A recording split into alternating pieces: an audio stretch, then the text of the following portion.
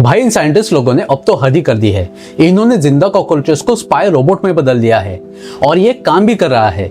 आखिर क्या है ये पूरा मामला, चलिए जानते हैं। मिले ये कारनामा करने वाले German defence tech startup Swarm Biotactics है, जिसने जिंदा कॉकरोचेस को field ready spy robot platform spy cyborg platform 32 action. मिलिए ये कारनामा करने वाले German defence tech startup Swarm Biotactics है, जिसने जिंदा कॉकरोचेस को field ready spy cyborg platform में बदल लिया है। हाँ, ये कोई रैंडम कॉकरोचेस नहीं है जो तुम्हारे हमारे घर में पाए जाते हैं। ये स्पेसिफिकली मेडागास्कर हिसिंग कॉकरोचेस है, क्योंकि ये स्पीसीज इलेक्ट्रॉनिक पेलोड कैरी करने लायक स्ट्रॉन्ग और रेजिलेंट होती है। इन कीड़ों पर एक अल्ट्रा लाइट वेट बैकपैक लगता है जो अभी तक 15 ग्राम का है और जिसे कंपनी घटाकर 10 ग्राम तक लाने पर काम कर रही है।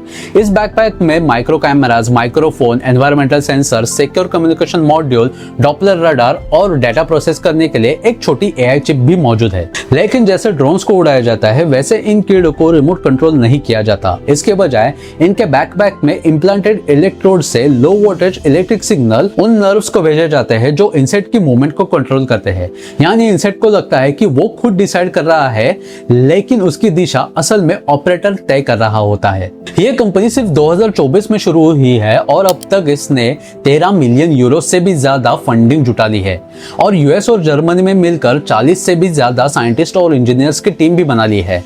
फरवरी 2026 में कंपनी के सीईओ स्टीफन ने कंफर्म किया कि कंपनी की ये सिस्टम यूरोप और यूएस में फील्ड टेस्टेड और वैलिडेट हो चुकी है और अब जर्मन आर्म फोर्स समेत कई नाटो कस्टमर्स भी इसे यूज कर पा रहे हैं। ये सिस्टम्स मुख्य रूप से अर्बन कॉम्बैट और अंडरग्राउंड स्पाइंग के लिए डिजाइन की गई है, जैसे कि रूबेल टनल और कोलैप्स बिल्डिंग जैसे जगहों में जहां पे ट्रेडिशनल ड्रोन्स फ्लाई नहीं कर सकते और सोल्जर्स को भेजना रिस्की होता है।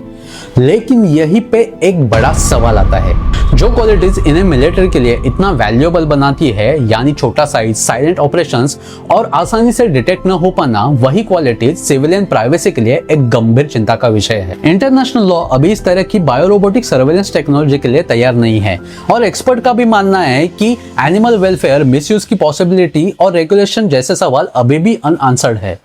आपको क्या लगता है, क्या ये टेक्नोलॉजी आम लोगों के फायदे के लिए यूज की जाएगी या फिर इससे फायदा ही उठाया जाएगा? कमेंट करके बताओ और जवाब जानने के लिए सब्सक्राइब या फिर फॉलो करो।